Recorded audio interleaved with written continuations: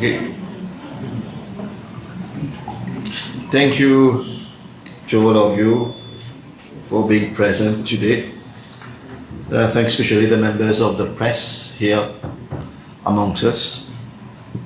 So, as you would be aware already that we had our first inaugural event that was held at Britannia House, Omnicane, and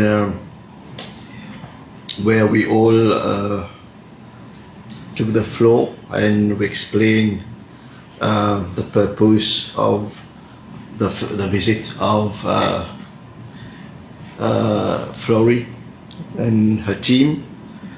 So from the 29th November till the 7th of December, we have the pleasure of hosting a technical team from the Corporate Council on Africa, headed by Mrs. Flory Lizer, the CEO and President of the CEA.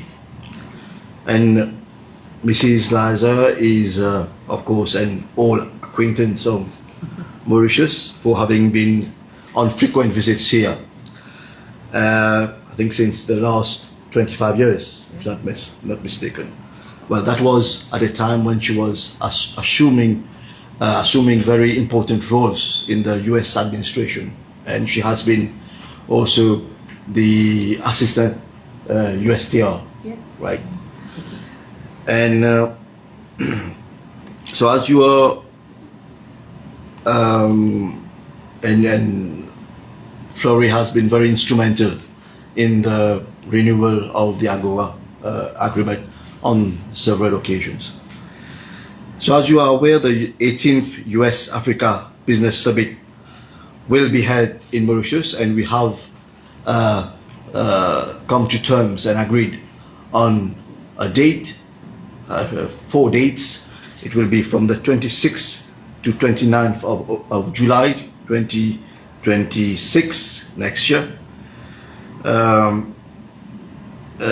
This visit of the CCA team to Mauritius has been scheduled in the context of finalizing the details with respect to the hosting of the next year's summit. So this is the reason why the advanced team is here.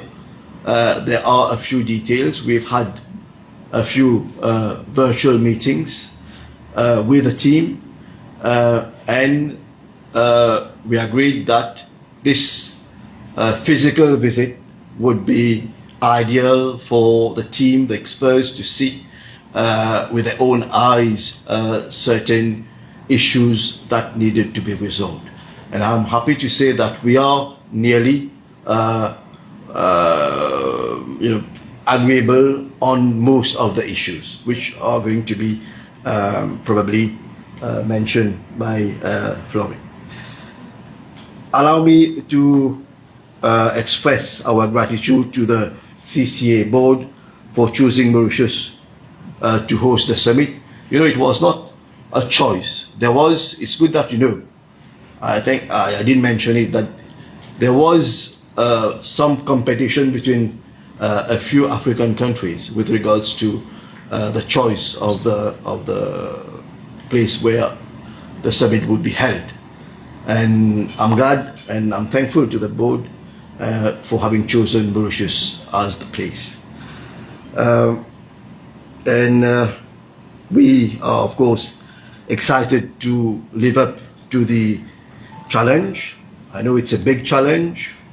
We are expecting about 2,500 to 3,000 delegates. That's going to be, I think, the first kind of summit that is going to be organized. I remember there was the SID summit in the past, that was back in 2004. 20 years back. Wow. And this summit is going to be another very grand summit that we are expecting to organize. And as you would agree with me, it would require a lot of preparations. So this is why we are starting 1 year ahead, right? So let me underline that the summit is expected, of course, to bring together some high caliber people, if I may say so. So there's going to be heads of state, high level government officials, private sector leaders, and of course development partners from both the US and Africa, right? And so the idea of hosting this summit is that Mauritius aims, of course, to strengthen the US-African partnerships. It's going to be a showcase of our nation, Mauritius being, we have always said that we want Mauritius to be a gateway to Africa.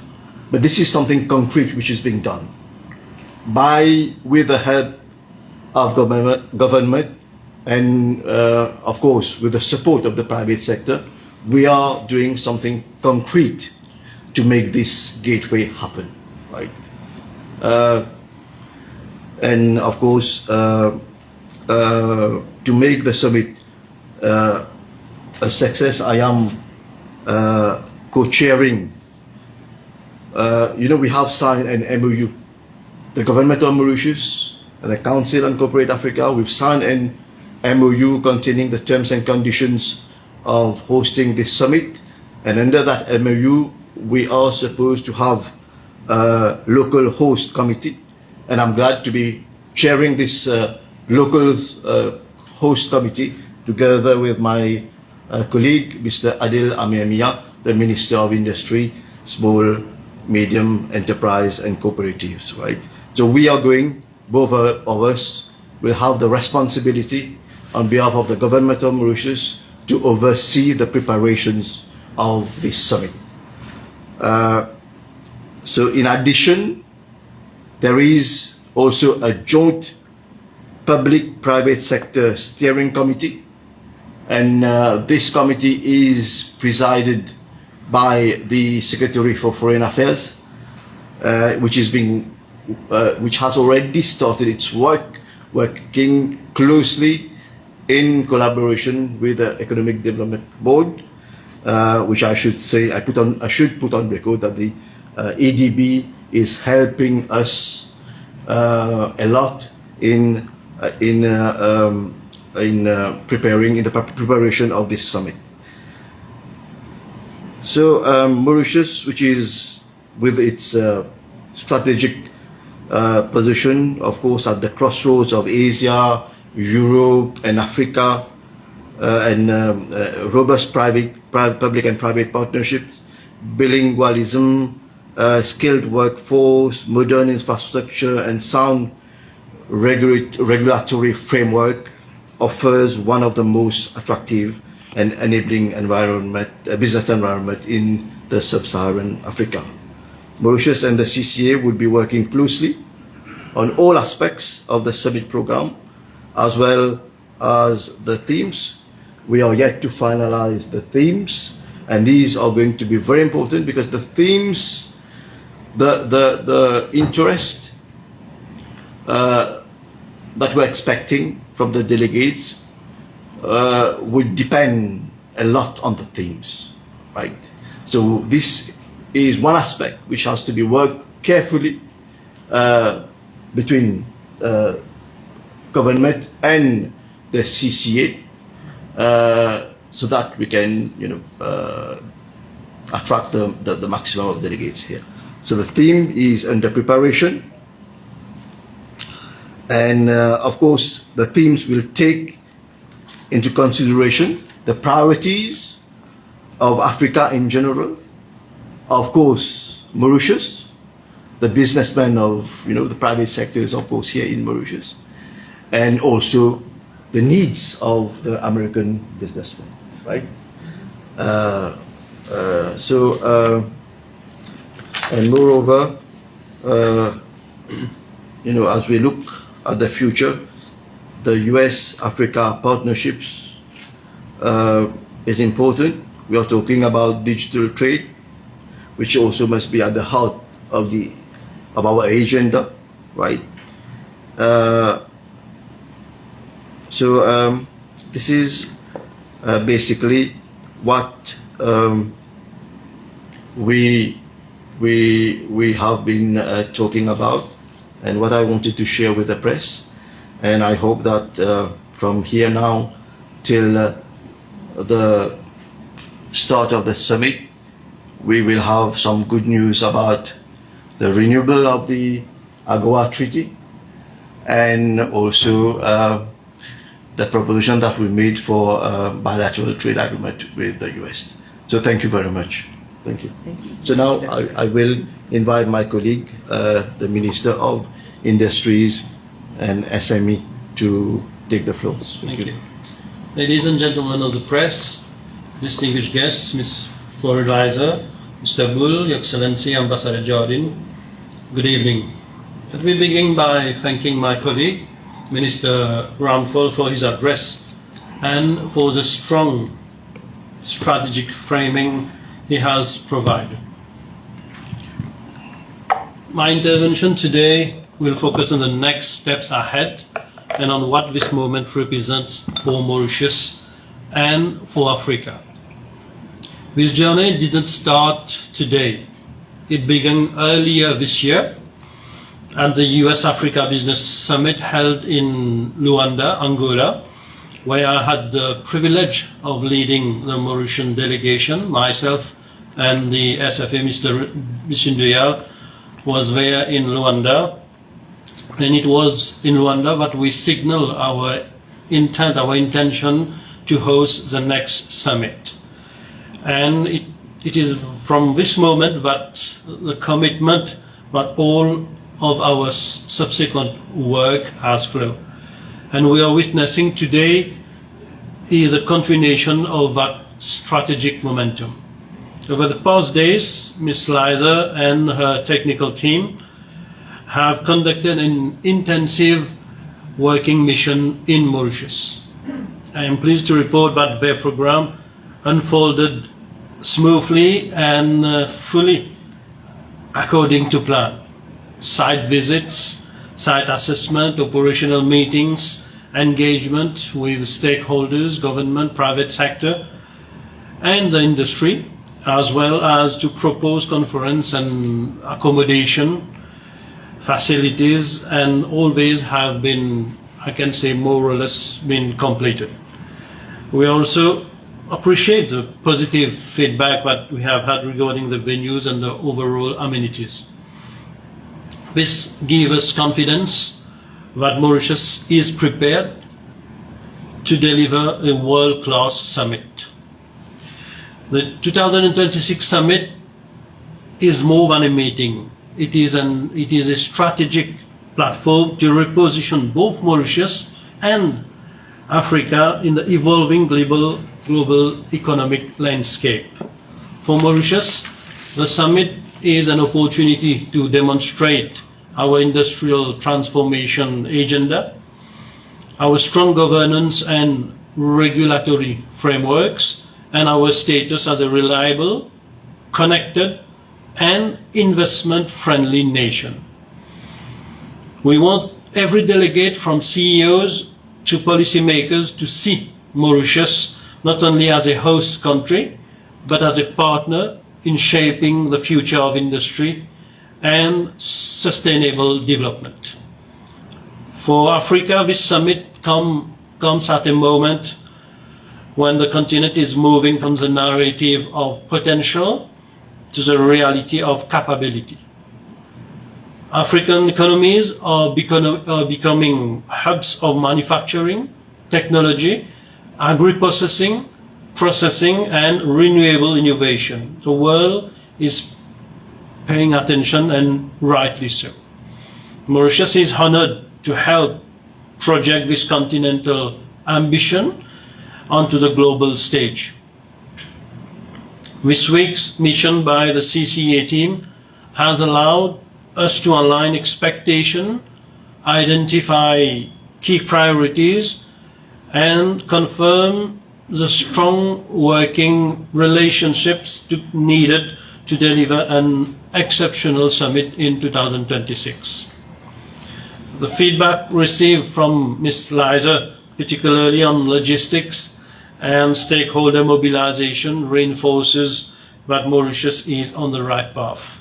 Engagement with both government and the private sector have been constructive and forward-looking.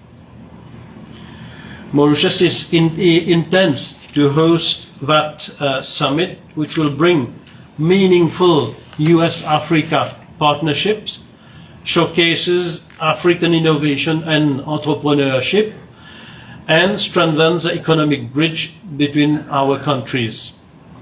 Our private sector, from manufacturing to services, is fully mobilized, and government agencies are coordinating closely, as mentioned by my friend, colleague Minister Ramphul, that is EDB and so on. And our vision is clear. It is to deliver a summit that elevates Africa's voice in the global economy and positions Mauritius as a strategic gateway for investment and collaboration. Ladies and gentlemen, this visit confirms three things.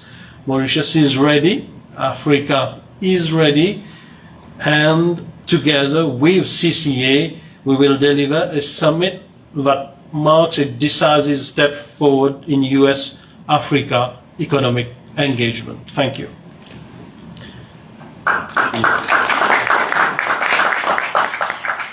She's already The remarks you view on screen were video presentation prepared by the Corporate Council on Africa on the forthcoming US-Africa Business Summit.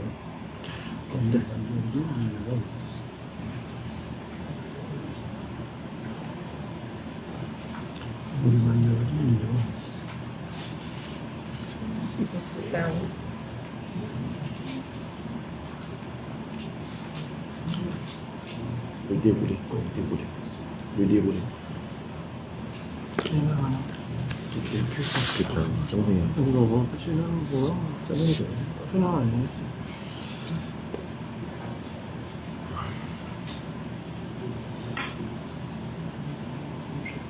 So you make your statement after the okay. You're missing that. Mix is fine. I'm telling you, but unfortunately you're in there. Yeah, that's right. I'm gonna. Oh, okay. No, she looks. I have an information.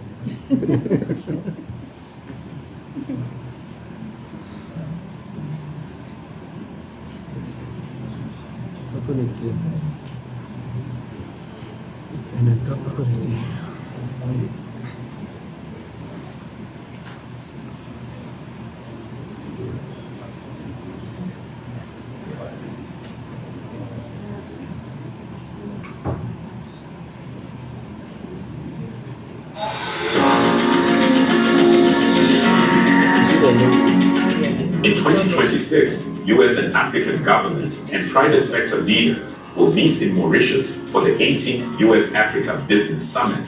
Mauritius, a nation built on stability, innovation, and partnership, represents the best of what Africa has to offer to its global partners.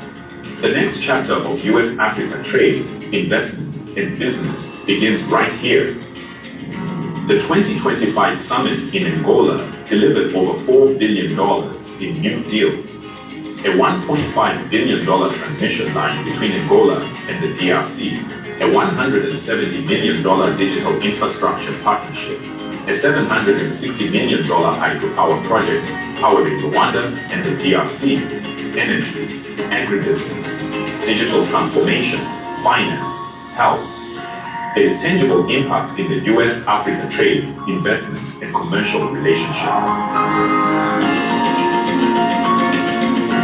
As we accelerate the implementation of the AFCFTA, which has now been ratified by 49 members of the African Union, and trading is commencing within this regime, the objective for the African continent is to deepen continental integration, ensuring continuity and predictability of trade, particularly trade between the United States and African countries.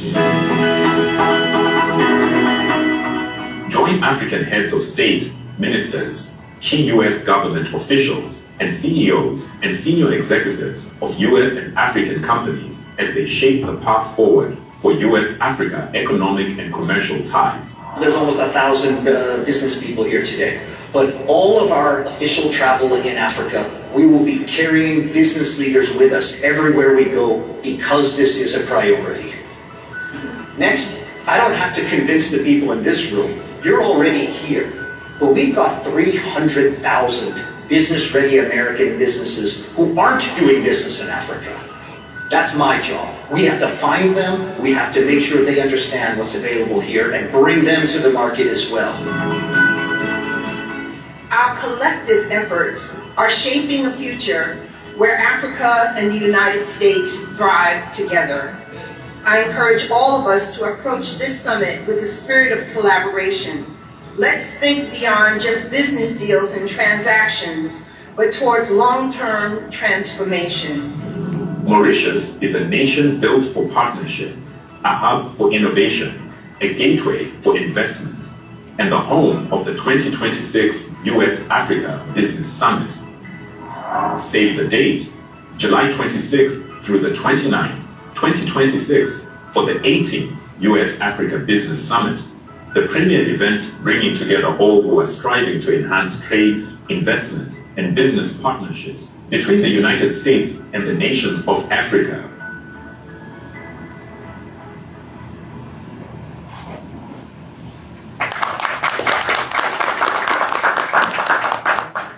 So I shall now invite Mrs.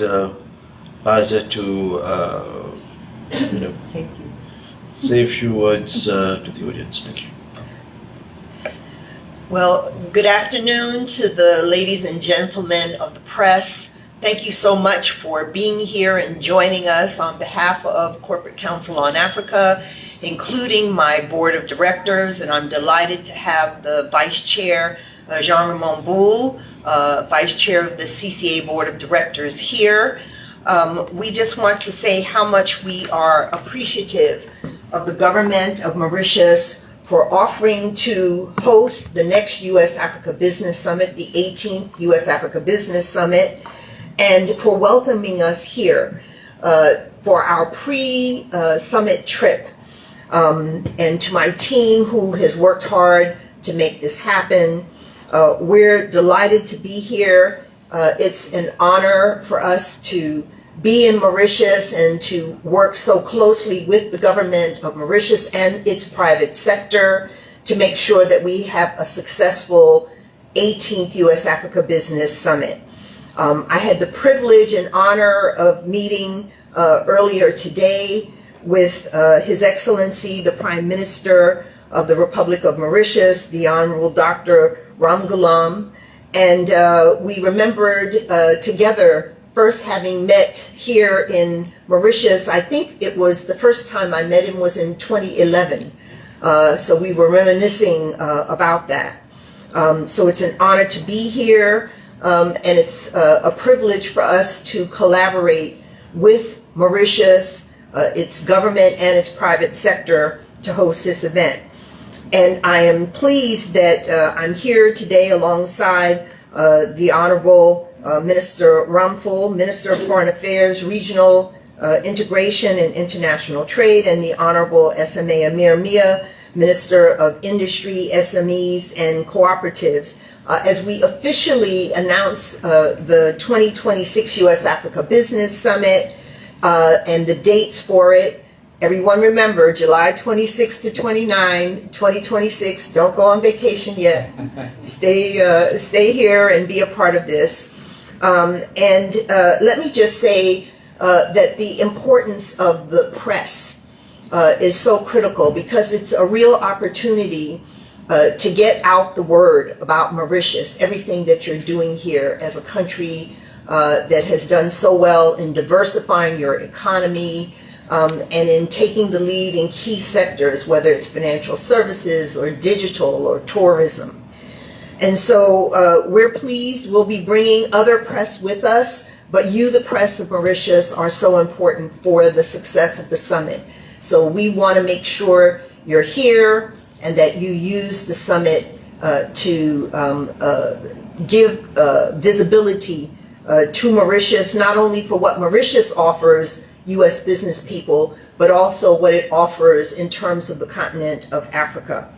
For more than 30 years, CCA's mission has been clear: to strengthen trade, investment, and commercial ties between the United States and Africa. We are exclusively focused on Africa, and our members, which are both U.S. and African companies, SMEs, as well as multinationals, are members of CCA, and they are operating in all the sectors that are driving growth here on the continent, as well as in the United States.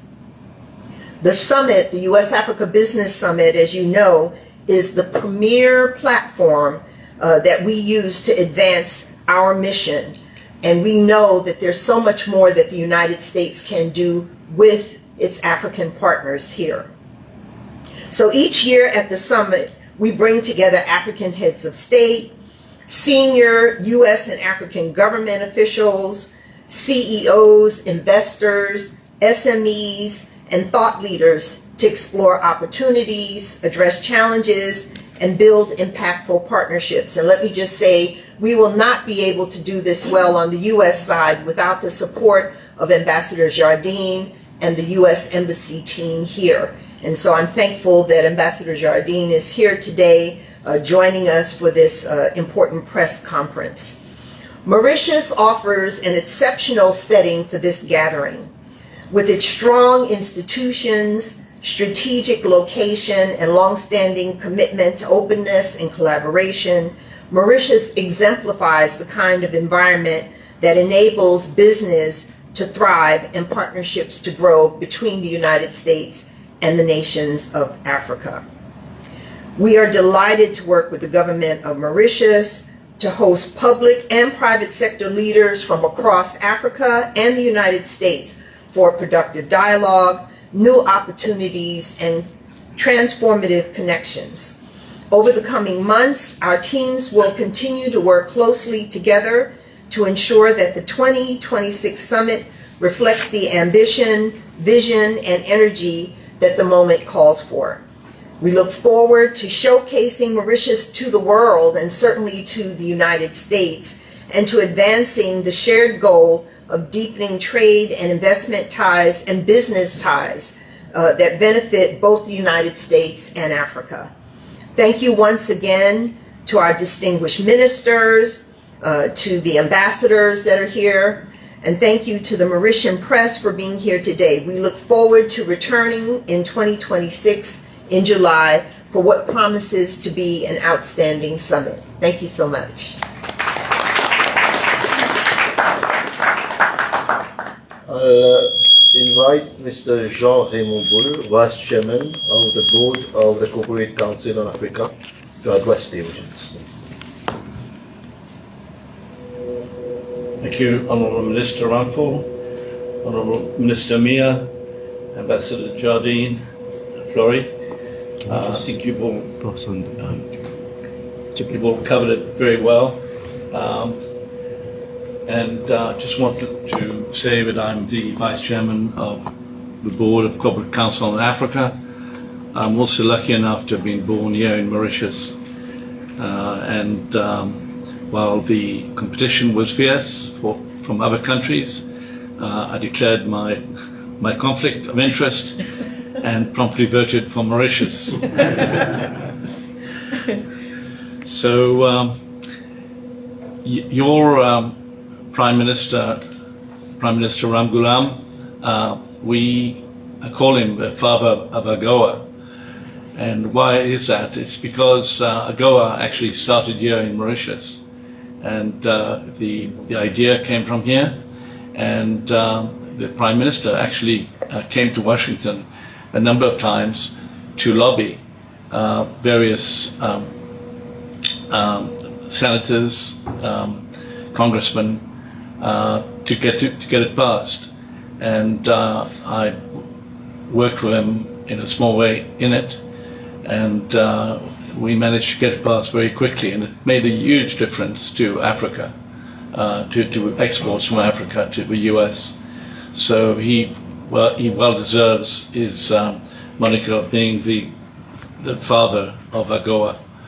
I think that he's done more for Africa than most people in the world. He also had the foresight when we told him we're having the meeting in Angola, which was hugely successful and really put Angola back on the map after the previous difficulties. He was immediately sent a number of ambassadors who are here today to come and talk to us, and so we were, and some private business people as well, Jacques Dinierville in particular, and Ambassador Roy Boursalve, and so we started talking about Mauritius perhaps hosting this summit, and then went back to Washington, and the Prime Minister and his ambassadors and the Foreign Minister and Ambassador Mia, who was also in Angola, kept pushing. And so finally Flory realized that you meant business.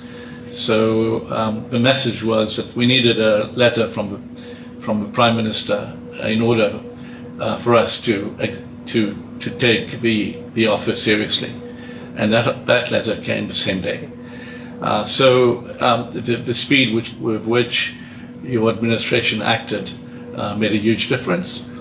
I believe that in the past we've always said that Mauritius is the key to the Indian Ocean, but it's become the commercial key to Africa, and we don't talk about it much, but it's happened in the space of the last 20 years. You have a lot of mining companies.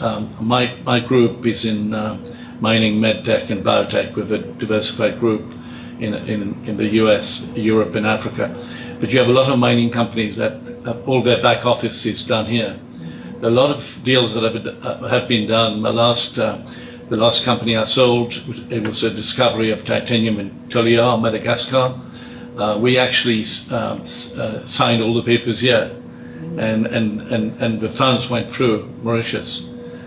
So a lot of mining companies are using Mauritius, a lot of oil companies. So Mauritius has become that. It has become the key to Africa.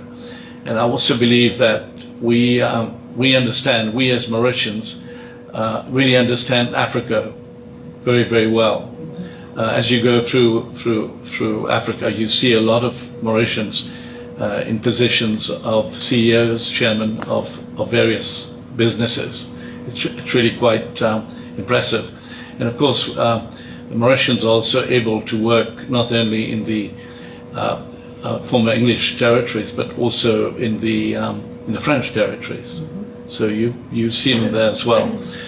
So this is extremely important, and with the foresight of a Prime Minister, we are going to be bringing here some of the most important members of the US administration. What does that mean? It means also that not only Mauritius gets put on the map for itself and for the rest of Africa for commercial reasons, but also it means that some of the largest financing institutions in the world, such as DFC, which is formerly called OPIC, Exim Bank, etc., who finance some of the biggest projects in the world, will be here. So they also do. If you're investing in Africa, they'll take a lot of the stress out of it by being able to actually get guarantees and to ensure to get political insurance for your investment in Africa, which is crucial. So you'll get to meet these various peoples, these various institutions, and be able to rely on them going forward. We do need more involvement of Americans here in Mauritius.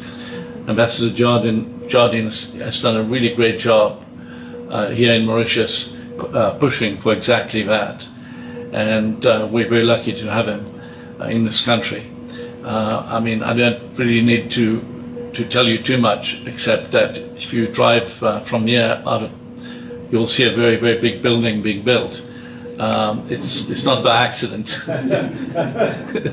that they're spending 200 million just for an embassy. They mean business.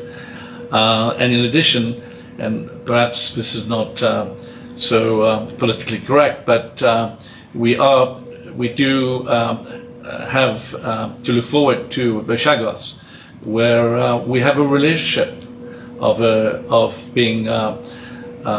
having America as a tenant, which is in so many ways so good for this country, and certainly excellent for the economy going forward. So again, I want to thank you. I'm really glad to be home. I'm really excited about the fact that this is going to put definitely going to put Mauritius on the map and help Africa. So thank you very much. Thank you, Flory, for putting up with me, and Minister, thank you all. And that's all I have to say. Thank you very much. Ambassador Jardine, a few words. Minister, thank you. Minister Amir Mia, Ms. Leiser, Mr. Boole, members of the media and press, thank you all very much for coming, and thank you very much for this event. It's a wonderful event. I'm very excited to be here. First, would like to congratulate Mauritius for its success in being selected as the venue for the 2026 U.S.-Africa Summit. As the Minister had mentioned, and Mr. Boole, obviously there was a lot of competition for this selection, and I think it's really a reflection on how much Mauritius has to offer. I also want to thank CCA for taking this on board, considering it and reviewing it, and again, their consideration and support. And I think it's a reflection of the fact that CCA does see Mauritius as a gateway to Africa, and it's an opportunity to really highlight that. And again, this will be a wonderful opportunity to give greater visibility to U.S. businesses, to Mauritius, businesses either in the United States, but also U.S. businesses already operating in Africa. And there's a lot of potential to highlight what Mauritius can do for them. Although it also, I think, as they are saying, will mean a lot of work for the embassy. And I guess that's why I get paid, and that's why we all get paid. We want to do this, and we're very excited from the U.S. Embassy's perspective to be able to support this, to support the government of Mauritius, to support CCA, and also to host what will likely be a significant and sizable delegation of U.S. officials from various agencies. And again, as Mr. Boole noted, they will bring a lot of resources, a lot of focus, a lot of attention, and so it brings great opportunity.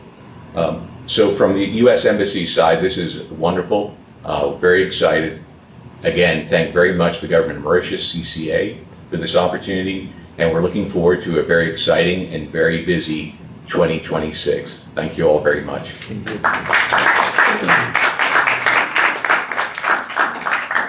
So we have 15 minutes for question time. So any question, you're most invited to questions. Yes, thank you, sir. Yes, I have two questions for CCA. So one is for Ms. Flory Miser. So this is obviously the 18th edition of the event. So could you tell us a bit more about some of the issues facing your members in Africa, and how do you see those being resolved on the conference floor? And for Jean Boole, you've been widely credited by the Minister here as the man that's brought this event to Mauritius. So what would success look like to you? Thank you very much. So thank you for that question. You know, I think one of the things that CCA has done and continues to do is to shine the spotlight on Africa and what the opportunities are here. And people think about risk. Sometimes, in our view, the perception of risk in Africa is overblown.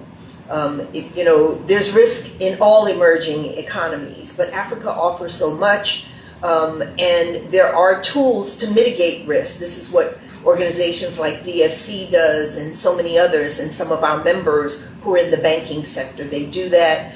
and the trade bank, the banks that are in trade finance here also do that. So again, we want to make sure that people understand, especially American companies and businesses and institutional investors and private equity firms and so many others who will participate in the summit, that this is a good place to invest. Mauritius is a good place to invest, and Africa is a good place to invest. You're going to get high rates of return on your investment, and in fact, the risk is really not that great, especially when you look at all the sectors that are available and are driving growth here. So, you know, we think that Mauritius will serve as an excellent example of that, and that the summit will be a great opportunity to highlight that. Thank you, Chloe.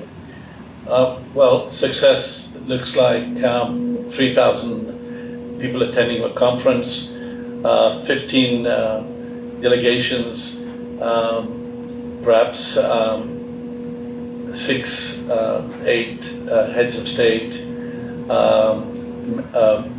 many ministers, and lots of contracts signed, not just between America and Mauritius, but also between various African countries. We're starting to get more and more intra-Africa trade.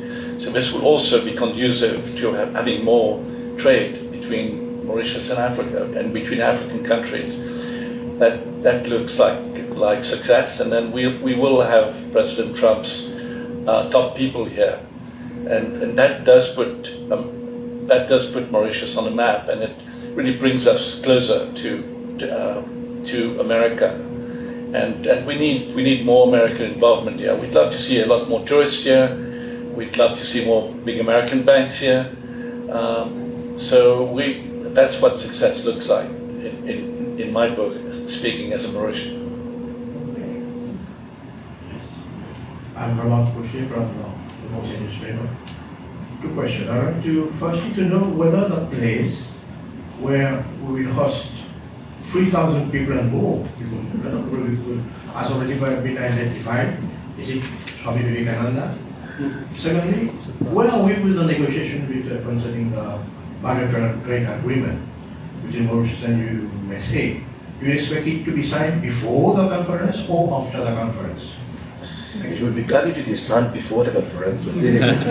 Now, with regards to the place, we have been talking about that just prior to us, doing this press conference. There are a few issues that needs to be resolved, and one of them is the place. So there is a team, the team from the CCA and some locals who have been visiting a few places in the East Coast and in the North as well, because you have to bear in mind that July is a winter season. So we are trying to identify a place where we will not be, disrupted by the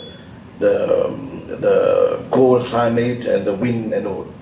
So and also we are trying to identify a place where which is going to be quite close to the hotels, right? Because transportation is another element that has to be taken into consideration as well, and the availability of hotels. So we are thinking about, there are 2 places that have been identified. One in the north, near Mont Choisy Golf Course, and the other one in the east, Anaïda. So anyway, the team is going to work on the details, and then they'll come up with the final choice. That's one thing. And you mentioned about the bilateral free trade agreement. I don't know if you've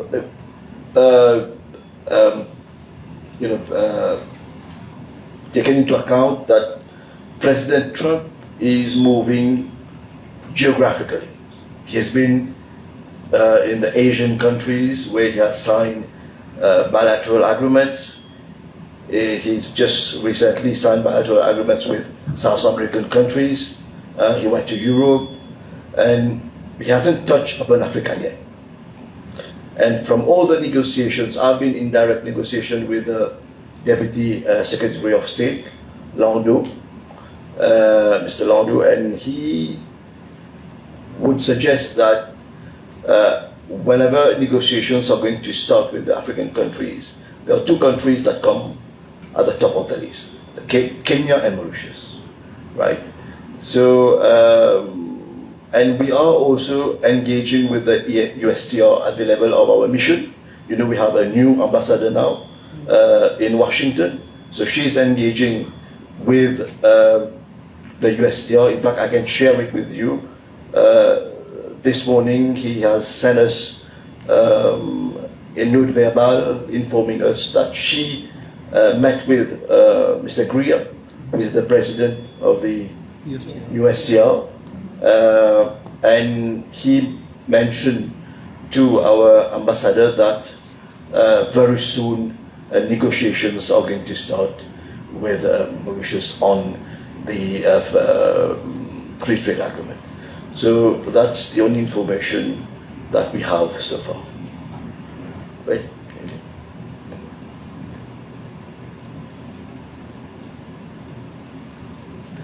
Any further question? Maybe you can Yes. say word on AGOA.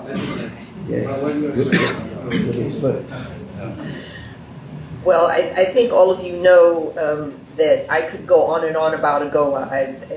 I'm passionate about it. I had the privilege of working on its implementation for many years, was there in the beginning.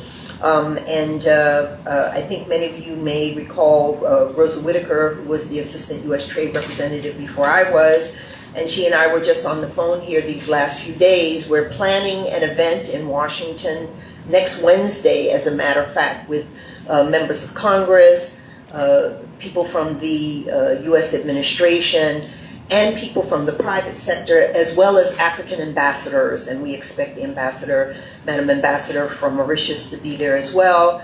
And the whole focus of it is to get people to focus on renewing AGOA. It lapsed on September 30th. It's the first time it's ever lapsed in 25 years. And there are many of us who are stakeholders and know the benefit of AGOA, not just to African countries, but to America as well. American companies, American workers, and American consumers. So we are looking forward to pushing ahead on that. The key issue is, I would say, two things. What is the vehicle that Congress can use, the U.S. Congress can use to renew AGOA, and then whether or not, when they send that bill forward, whether or not it will be signed at the White House. And I can just assure you that there's bipartisan support for AGOA. There's always been bipartisan support for AGOA. We're going to make sure that they continue to move forward. Hopefully in January, they will attach AGOA to some piece of legislation moving forward. Perhaps it's the continuing resolution to keep the U.S. government open. That would be a great place to insert AGOA, in my view. A priority for us as they deal with a priority for the U.S. government. And then secondly, we do now know that whenever Congress does send an AGOA bill forward, that we've been told that there will be support for it in the White House and it will be signed. So we think that that's good news, but we still have to push, we still have to advocate, and that's why we're holding this event next Wednesday. And there'll also be events by the AGOA Coalition on Thursday as well as Friday of next week. So I hope that's good news. We're going to do the best that we can because we do know how important it is. And Prime Minister Ramgoolam and I were discussing that he may even join us virtually to say a few words at our event next Wednesday. Thank you. Okay. Thank you very much for coming. I'm being told that there are some refreshments that are being given at the ground floor, alcoholic